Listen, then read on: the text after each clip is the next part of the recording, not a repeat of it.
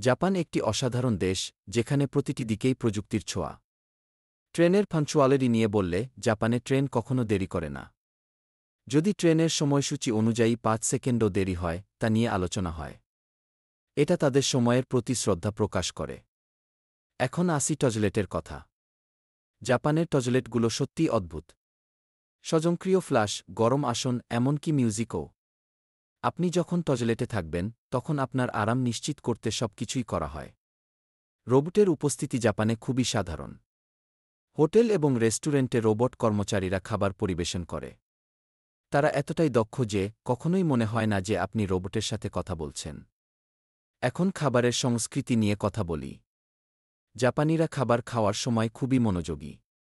তারা খাবারকে সম্মান করে এবং খাওয়ার সময় কথা বলা এড়িয়ে চলে। এটা তাদের সংস্কৃতির একটি গুরুত্বপূর্ণ অংশ। এবং জাপানের নাগরিকদের দীর্ঘায়ু নিয়ে তো সবাই জানে। স্বাস্থ্যকর খাদ্যাভ্যাস, নিয়মিত ব্যায়াম এবং মানসিক শান্তি তাদের দীর্ঘ জীবনের রহস্য।